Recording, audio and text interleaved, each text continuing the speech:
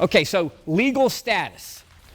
Your child, and that goes for me, goes for you, you're either competent or you're not. All right, so if you're competent, you can sign all your own legal documents. If you're not competent, you can't. If you have a child, if it's between the ages of 15 and 18, they have to be over 15 and under 18. This is if they have a mental disability. If it's just physical, you can't use this process. We can do what's called a continuing tutorship. If you have small children and you're in a wreck, you're lost at sea, your plane's missing, you're declared deceased. If you have minor children, someone has to petition the court to become their legal guardian, and we call that a tutorship. When they turn 18, they're free to go. They don't have to listen to you at that point. Well, you have to give them their money. On the other hand, with a special tutorship that keeps going, and that's why they call it a continuing tutorship. It continues. They're not hiding what that one is. It doesn't end at age 18. It just keeps going and going and going. And then what does that do? You're the child's tutor, and you can do things like set up a special needs trust, open a bank account, take them to the doctor, look at whatever their medical records are without being met with, oh, we can't tell you even whether he's a patient here, even though you brought him there. That tutorship is one method. Like, look, first, if the child's competent, you don't need tutorship or interdiction. You might do a power of attorney just for convenience, but you cannot do a power of attorney if the child is not competent. So, continuing tutorship, that's all discussed in your outline. Does anybody have a question about what that means, or is it pretty apparent what a continuing tutorship is? What if they're over 18 and you didn't know this rule? What do y'all think happens? Over 18 with limited cognitive ability, there is interdiction so the parents can speak on behalf of the child and make. Right, and so what Karen's saying is you got to go a different path. You can't go the continuing tutorship route because the rule is you got to go 10 yards to get a first down. If you're not, there's no mistaking the date of your child's birth, and there's no mistaking whether they turn 18 or not. So you got to be under 18, and keep this in mind. If you have a child that's 17 and a half, you can't just sign a document to do this. You got to file a petition with the court. You got to have the coroner sign off on it. Now, the coroner has a right to visit with your child. They almost never do. But we may need to find Dr. Preston, and he might be skiing in Vail. And so you got to back up from the 18th birthday and give you some time. And also, when you file something in the court, it gets randomly allotted, and there's a whole bunch of judges over there. I don't know what, it goes up to H or J or K. I forget all the divisions. In New Orleans, Metairie, there was a division O. Maybe there's more now, but there's a lot of judges. Anyway, you don't know what judge you're going to get. That judge might be in Destin at some seminar, and they're not coming back for your problem. So the point is just back up. Don't wait till they're 18 and call a lawyer and say, I understand I need to do this. If you go past the 18, you can't do it. What's nice about the continuing tutorship? What's nice about it is it doesn't have the same stigma or connotation that interdiction has. People equate interdiction with being committed. It's not the same thing. It just sounds bad. Oh, he was interdicted. And what it means is all of your legal rights have been taken away. Can't vote, can't do it. You don't have any of these legal rights. That's what interdiction is. Now, Patrick, the most recent Dustin Gary Act, that is kind of like in between interdiction and being a competent major, right? That's a team of people that help the individual make the decision. Yeah, I know Liz. I know her. We grew up in the same neighborhood. I spent as much time at her house as my own. But for that particular thing, and if she was sitting here, I'd be very, very gentle and diplomatic about it. That only works if the child is competent. They got to be, and for that matter, they might as well just sign a power of attorney.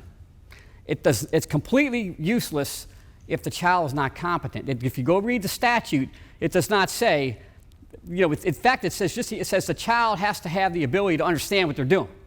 And I submit to you, even though it feels good to have that team, and the team approach is probably great, you could just do a power of attorney, and it'd be the same thing. All right, okay, and I'm serious about that. Okay, so continuing tutorship, let's get past that. Let's say the child is not competent.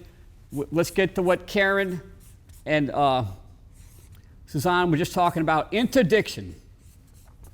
What does that mean? Well, it means we're going to file a lawsuit, and we're going to name your child as a defendant, and we're going to allege in the petition that the child is not able to manage their affairs or their person. We're going to serve them. A guy or a gal with a tin badge is going to come and knock on the door. They have to personally hand that lawsuit to your son or daughter, or the whole proceeding's invalid. If they don't serve that child personally, the whole proceeding's invalid. Lawyers, this is how problems start.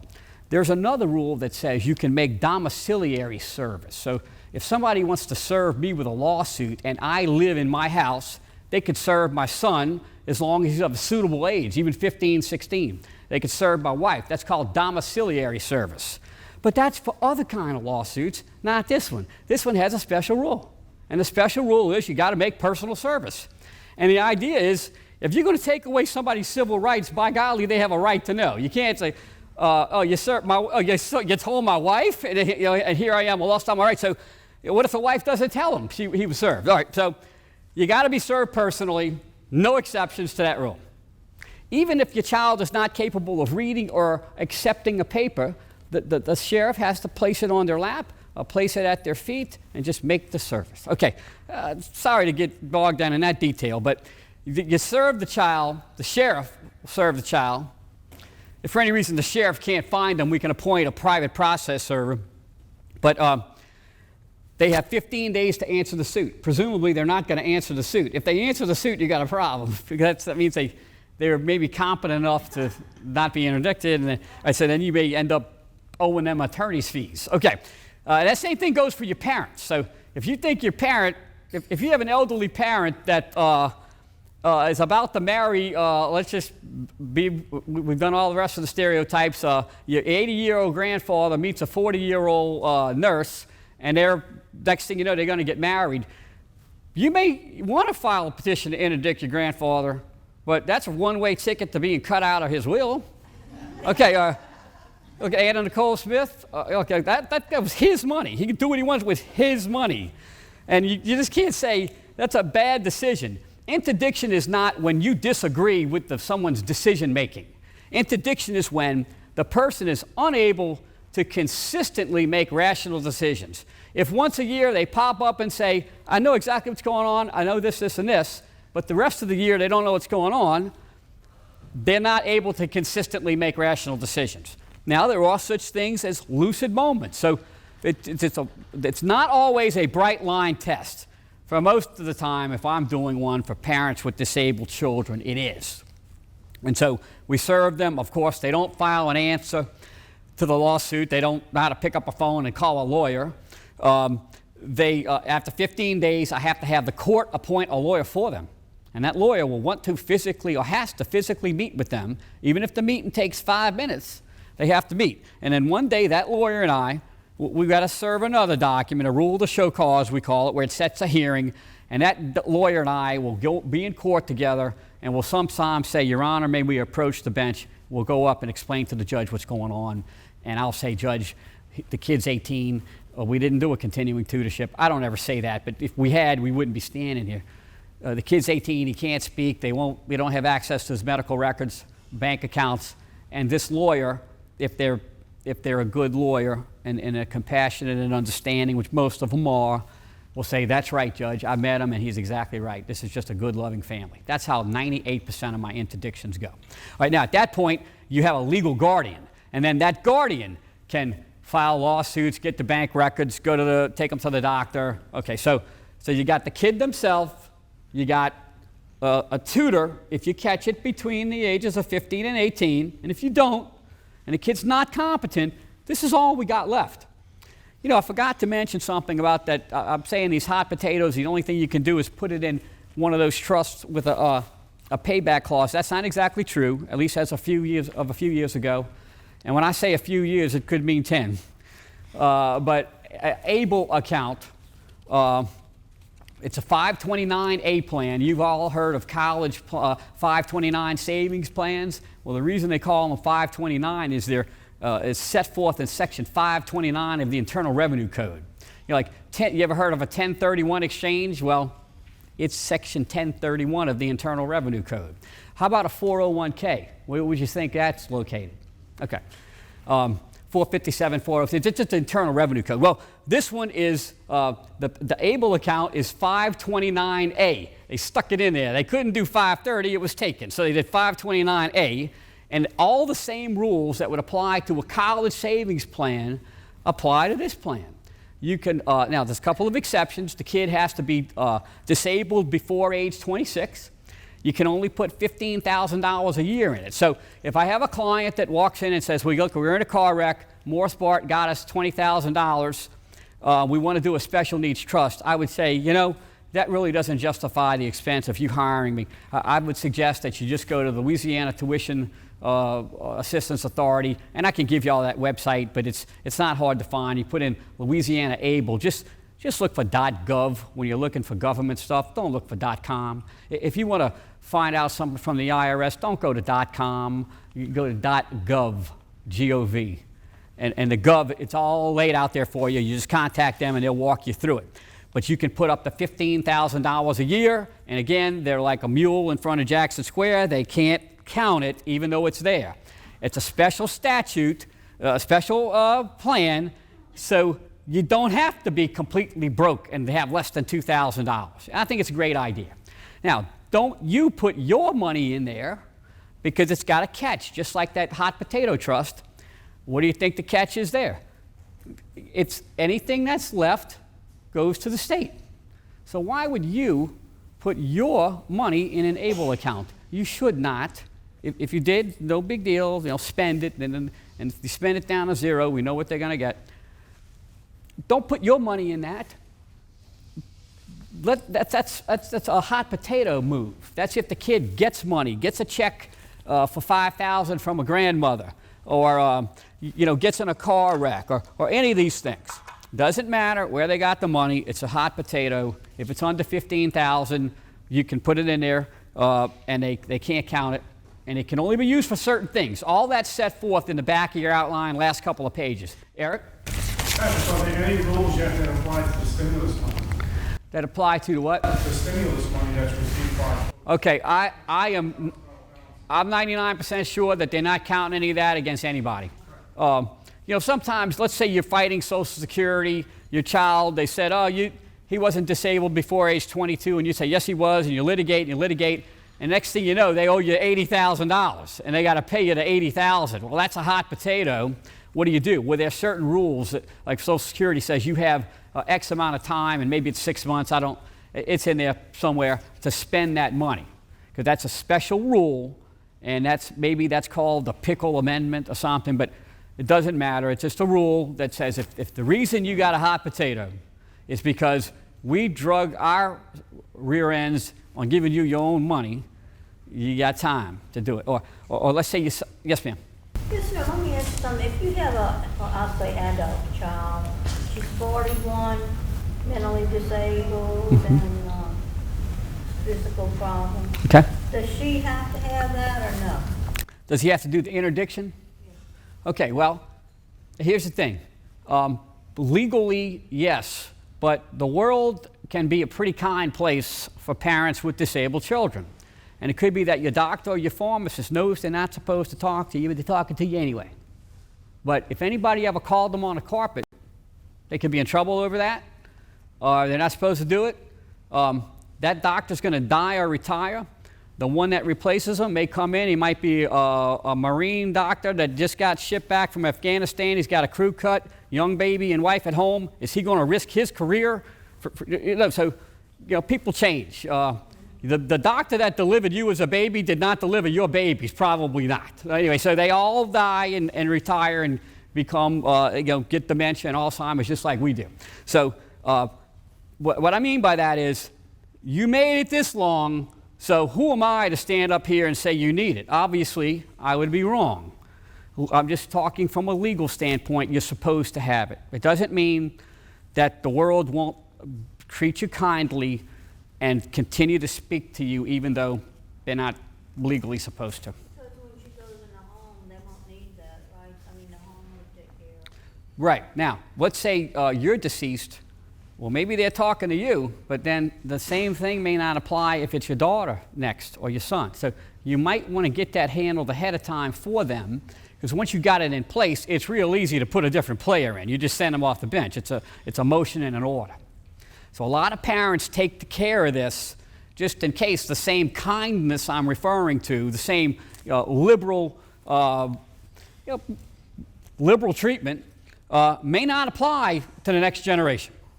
All right, so the last but not least, if your child is competent, and again, you can't do this if they're not competent to sign a legal document, but that's a power of attorney, POA, out there on the street. People say, I'm POA for my mother, I'm POA for my father. No, you're not. What do you mean? I'm telling you, I went to the lawyer's office. You're an agent. You're not a POA. A POA is a document. It stands for a power of attorney. There's no such thing. You're not walking around as a power of attorney. I'm an attorney at law. If I give you a power of attorney, you're my attorney in fact. You're an agent. Like Drew Brees had an agent. It's just like that. It doesn't take away any power that the person who gave it to you did. In fact, if you rub them the wrong way, they could just revoke it. They just say, you know what? Don't use that power of attorney, I revoked it. You may say, how can I do that? Well, if they were competent to make it, they sure as heck are competent to revoke it. So it's just where you're sort of cloning yourself. So if I'm the disabled person or I'm not disabled, my father just handled the real estate closing where he designated me as his agent, so he didn't have to go. I went and, in fact, I did it this morning. Right, so you can send in an agent, either for convenience, you need help with some of your affairs, but they're just your agent. You have to be competent to do it, and it can be revoked. So sometimes I have this little scenario. I have a family that comes in, and the kid's 17, and I say, look, we could do this continuing tutorship. What does that mean? Well, that means that child, it's closer to a power of attorney than an interdiction, because you're not taking away all their rights. They can still act in certain instances, and then you can act too. So it's like you're cloning them. When it gets to the interdiction, they're out of the game. You're the only one that can speak. So the continuing tutorship is less invasive. We're always looking for the least restrictive or invasive action we can take to enable the disabled people to exercise whatever rights they can. So the least restrictive means, so power of attorney is obviously the least restrictive because they can just revoke it. If they're not competent, they can't do it. Continuing tutorship, they can do certain things. They're considered an emancipated minor with powers of administration. Now, nobody knows what that means, and the reason that is, one of the ugly secrets of the law is there's a bunch of people in Baton Rouge every year, and they get up there and they feel compelled to start changing things. Or one of their constituents says, the law should say this, and they introduce these bills. Remember on Saturday morning cartoon, I'm just a bill. It's exactly what happens at Baton Rouge. And laws get changed. But the problem is, they're not that smart. They're just people like us. Look, lawyers are not that smart either. They're just people that went to law school. They don't often understand. The law is so vast, they don't understand if you push over here, it's coming out over there. And you might fix this, but it creates a problem here. So we have a law institute that's supposed to look at these things, and every 20 years you hear something from them. But anyway, one of the things that happened with the continuing tutorship, and I should really talk to a legislator. I've gotten several laws passed. Asking a legislator. I had Mark Morial fix a law for me once. I had a client that was they had whipped cream. They were from a foreign country, Switzerland or something. They made whipped cream makers, and they had nitrous oxide cartridges, kind of like the old CO2 cartridge, except it's NO2. Well, those were outlawed in the French Quarter because they were putting them in balloons and it's laughing gas. Well, they couldn't sell their product at Macy's or anywhere else, so I got the law changed to say, except food products. Mark Morial helped me with that when he was a legislator. Anyway, I should get this changed myself, but what happened is they cut out the section that would have explained what the heck that means. Emancipated minor with powers of administration. For example, can a child get married? I would say no, but if they take me to court, I don't know that I'm going to win, because it doesn't say they can't get married. You see the point? So this was not perfect, so it's less restrictive than an interdiction. You can always move to an interdiction later if this doesn't work. This is easy to undo, easy to turn. Just continuing tutorship. I guess I should have that up there, but it's in your outline. Continuing tutorship, just like a young parents die that have minors, you need a guardian, it ends at 18. Continuing tutorship, it can go on to, doesn't matter how old they are, 100. Yes? Could you explain why the cost is different for both of those? Well, a couple reasons. The main reason is I don't have to get in my car and drive to court and listen to a bunch of divorce lawyers taking up all the time, and a bunch of bloviating and sitting there waiting for a judge to come out. I mean, it's just time is money when you're a lawyer. We don't like the wills I do are free. I don't charge anything for the will. I charge for the time to meet with you to figure out what to put in the will, the time to draft the will, and the time to sign the will. But the paper's free. With this, I'm not driving in my car to go to court. That's how pedestrian this is. I'm sorry, but it's all time. It's a matter of time. This is so easy to do. We don't have to go to court. There's no well, there is a filing fee, but nowhere near as much as this. For this, we got to pay me. You got to pay the lawyer that the court appoints, and there will be a lawyer appointed. You can't get around that. You got to pay for the service by the deputy, well, that's really it, the court cost and the legal fees. Does that answer your question? Yes. All right, so this is real easy. This takes about, let's just say you better give your lawyer a month or maybe 2 to be on the safe side, or if your child's 15, just go ahead and do it now. These things are not expensive. Basic, I hate to quote fees for other lawyers, but you can usually get a set of wills or a continuing tutorship or all these things. You're talking probably $2,000 or less. So this is not like $5-10 grand kind of a problem. Like people will spend that on a generator, or they'll spend that on a lawnmower. Every year they spend $4,000 or $5,000 on their homeowner's insurance, even though their house is not going to burn down. I didn't see any houses burning on the way over here. I came all the way from Hammond. So those people just wasted $2 grand a year. This is like a one-time expense. But anyway, this is called legal status. So they can either speak for themselves, or they need a guardian, or you can just slip by and maybe nothing will happen. What is the interdiction? How much does that run about?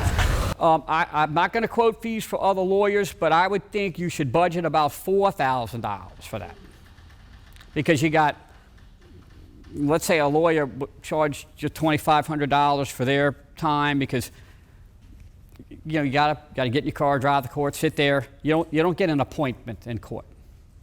You might go to court and some long-winded insurance defense lawyers get up there with 6 deep, and they're arguing about whether there should be insurance coverage for something, and it drags on and on and on, and then they break for lunch, and then you come back at 2. So you can't. It's also unethical to sit in a courtroom and work on another file. You have to pay. That's disrespectful to the court. Anyway, that's what costs the money. It's a matter of time, and I would budget about $4,000. But Then you say you might not need the interdiction. well, if I can assure you, there are parents out there with children in their 40s or 50s that never needed it, because here they are, and they made it through. But I think things are becoming more sensitive, and the HIPAA rules and all the rest of it. And I just think it's a different world now. It might be even worse later. And then I don't know if the next generation, whoever's going to be the backup and continue that process, will be treated with the same kindness. That's all I'm saying about that. I'm not saying you have to do it, because that would be wrong, right? Let's just say we were talking about you. You obviously, you didn't do it. Well, you win. You obviously did not need it. Okay, so I agree. I'm comfortable with that. I believe you 100%. Okay, so let me see what else I forgot here. One question that was submitted: is it beneficial to have a life insurance policy on my adult child, to cover funeral costs, etc.? And then you have recommendations to purchase life insurance policies from. Okay. I can't give you any particular recommendations. You know, Security National, I see that a lot. Mutual of Omaha seems to do a good job. If you put in burial policies, you ought to be able to tell pretty quick whether you're dealing with a fly-by-night company, but Colonial Penn would be fine. But to answer the question, depends on whether you got $10,000, $12,000 at any given time, no matter what. If you do, you could just write a check. But the insurance, you know, the money's there, but you know, there's a premium to pay every month. I would suggest to those folks that especially, yes ma'am. I was the one who asked that question. Okay. Does a life insurance policy count as an asset for a child with Medicaid? It depends on whether it has cash surrender value, and it also depends on what kind of Medicaid. It can have a value of $1,500 if we're just talking about SSI or a Medicaid card. If we're talking about a waiver, it can have up to $10,000. So if I'm putting a granny in a nursing home and the grandfather's staying home, well, he can have about $140,000. The house is exempt, one car, and you can set aside $10,000 for burial. Those same rules for putting granny in a nursing home apply exactly to the waiver. So it depends on whether the person's on a waiver or not. If they're on a waiver, then I would say $10,000. Over that, it's a problem. Now, I don't know whether there are any, you'd have to probably have a $40,000 policy to end up with more. It just depends on the timing and how many premiums. But if it's term insurance, no. There's no problem at all if it's term insurance, because term insurance has no value. In fact, almost none of them ever pay, but that doesn't mean you shouldn't have it. I got it. But whole life does. That's right. Whole life, variable universal life, I call them permanent policies, where they can build up cash surrender value. But to answer your question, yes, ma'am, it is an asset, but there are certain exemptions. I guess I should have said that.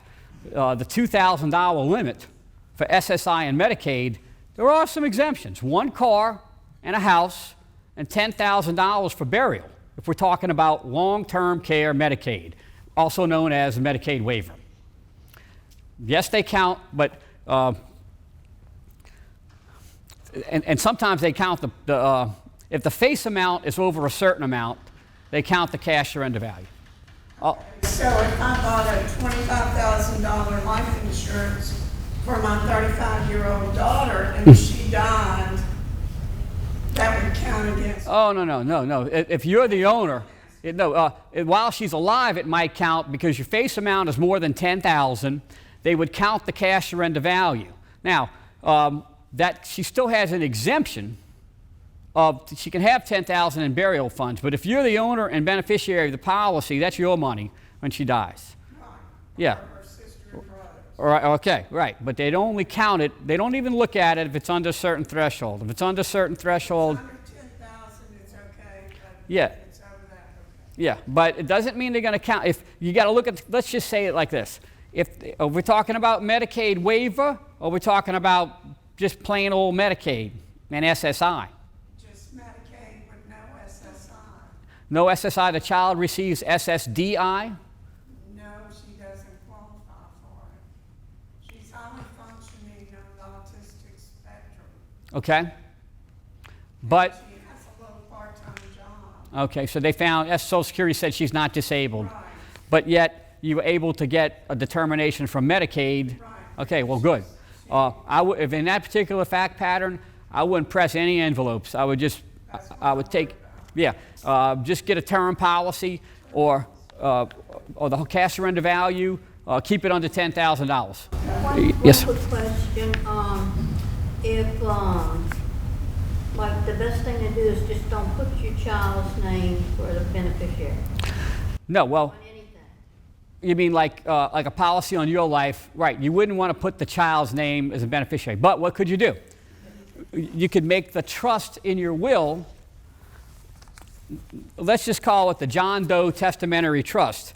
When you get the forms to fill out from the life insurance company, instead of putting Johnny, he might be John Doe Jr., you would write the John Doe Testamentary Trust on that same little line. You don't have to put a human. It's not a life insurance policy. Okay, well, whatever it is. It could be a retirement account, but anything with a beneficiary. Yeah. Well, give me an example, if you don't mind sharing. What kind of asset are you talking about? Like I worked for the phone company so many years, Mm-hmm. and they give you like, it's not life insurance, maybe 10,000 when you die. Okay. And I had 2 older brothers, but I didn't put her name on it. All right, you don't have to. That's one way of solving the problem, is not give the kid, avoid the hot potato by not giving it to the kid. The life insurance would not, or the retirement accounts, with that forced portion we were talking about, they don't count those. We call it the active mass, and that's where you get the 20, that's what you apply the 25% to. But certain things are off the page, life insurance, retirement accounts. So those you can make just your other children. But isn't your disabled child the one that might need it the most? Or are the other ones going to spend it on the child? Or are they going to have wives or husbands in their ear saying, he doesn't need that, he doesn't even, in-laws can interfere with that kind of stuff. So you could just, if you have a will with a trust in it, you can literally name the trust itself, because you're intercepting the money before it becomes a hot potato. You can do that with life insurance, retirement accounts, annuities. All right. Well, look, Patrick, why is it we can't, or kids with disabilities can't own a burial plot by itself? like they can have a burial plot. That's also exempt. We were told that they can't. Well, they told you wrong. Well, I went to local funeral homes, they wouldn't sell it to us. They said that it's considered Yeah. real estate, and it's considered an asset that's... Burials or plots are specifically exempted for waiver rules. Now, if we're just talking SSI and Medicaid, I still think it's exempt there. But I know for sure it's exempt for granting in a nursing home or long-term care. Yes, ma'am. Is there any drawback to having the life insurance policy for, say, $150,000 made payable to the estate for the special needs trust, have it go directly to us? Yeah. Yep. That's what I was just demonstrating. You can absolutely name that trust. And look, you can create a trust now.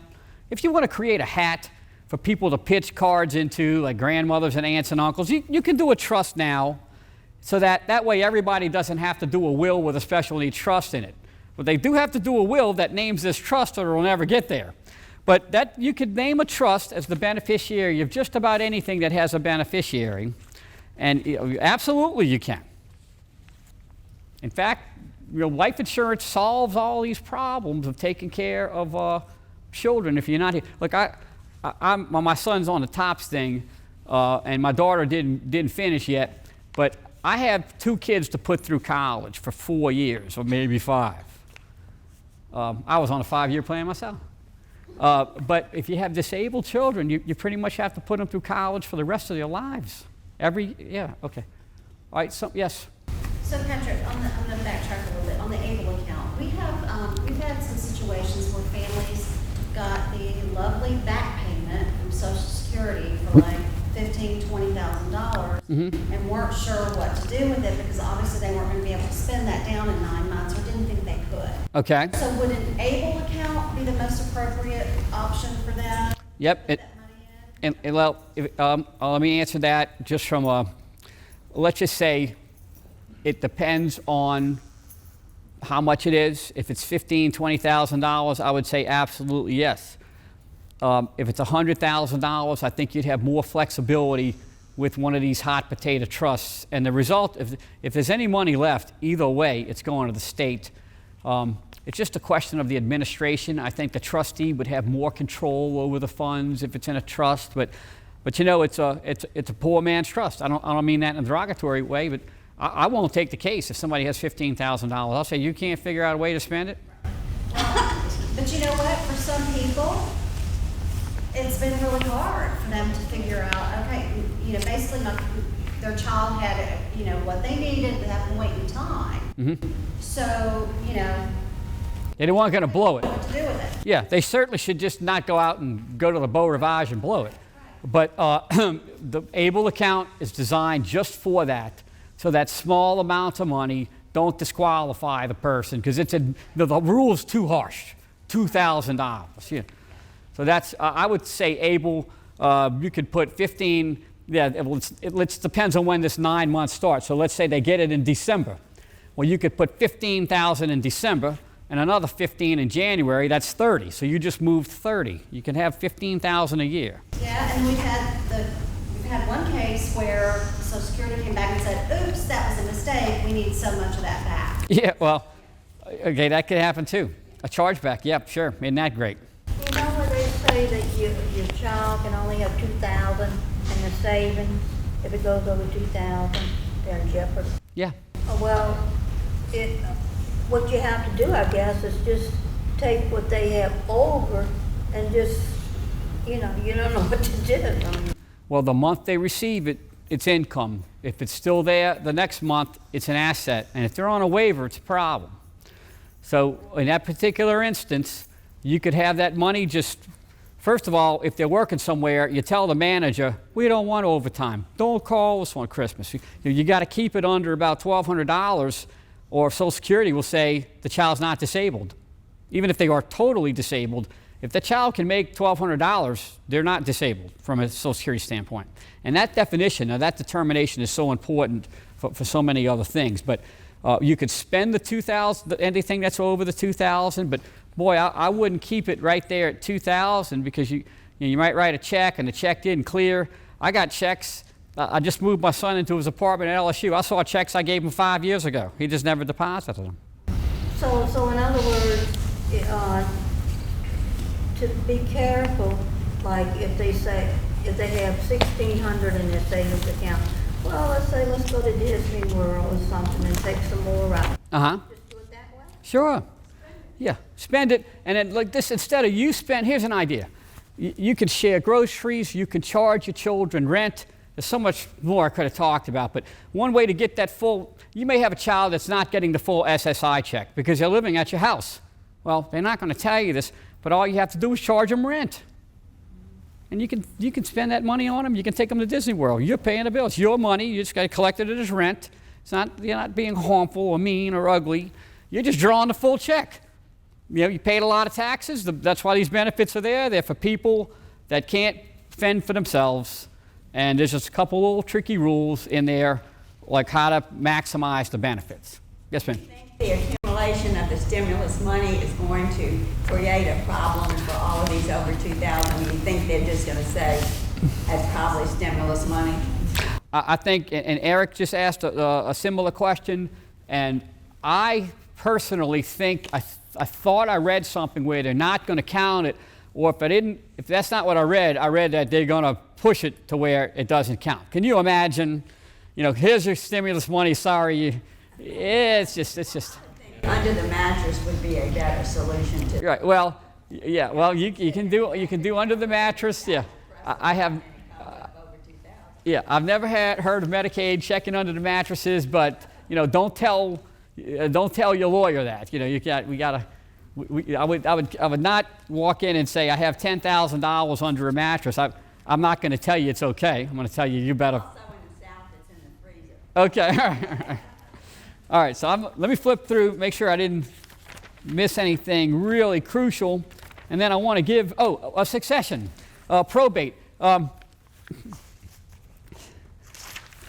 You're gonna hear this. Avoid probate. This is not correct, not something you need to do in Louisiana. As far as I'm concerned, it's a sales pitch. And the reason I say it's a sales pitch is nobody knows what this means, and psychologically, like if I had put the word welcome probate, you're like, oh, okay. But I'm putting the word avoid, so mentally, you're already thinking it's probably something bad or you wouldn't be avoiding it. So you want to avoid it, yeah, where do I sign up? Well, what if I told you that a probate, we don't even call it that, we call it a succession. What if I told you it takes about 2 weeks and costs about $2,000? Are you going to run for the hills over that? No. Are you going to spend $5,000 putting all your assets in a trust now in order to avoid a $2,000 problem later. You see, so everything is not always what it seems.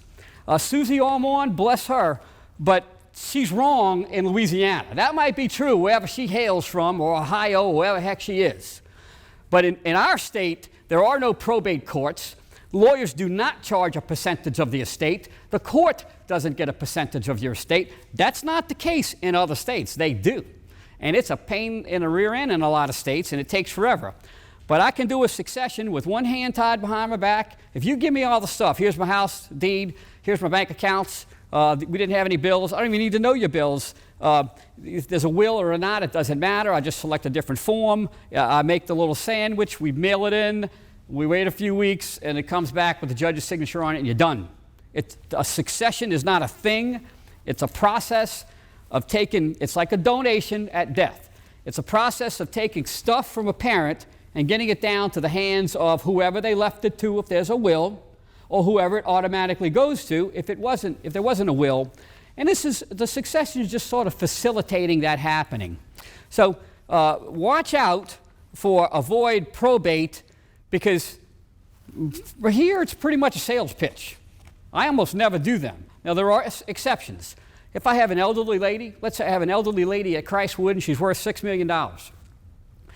I might make the Whitney Bank, I might do a trust for her, make the Whitney Bank or whoever, Regions Bank, Capital One Bank, I'm not pushing any bank, make them the trustee. She's her first trustee, but if she becomes disabled, the bank can step in and make sure her dog gets taken to the vet and her grass is cut, and the bank will take over. That's only if that person doesn't have trustworthy children or other relatives that she could name. But that's one instance where it might be good, because I'm using it while she's alive, not dead. It can work for you while you're alive if you're disabled, but if you have a husband or a wife, you don't need that. Don't be afraid of successions. It's just a process of taking assets from the deceased person and putting them in the name of wherever they're going. It's simple. Simple successions where there's not a lot of property involved. Oh yeah, there's even some that are more simple than what I just described. There's some where you can just do it with an affidavit.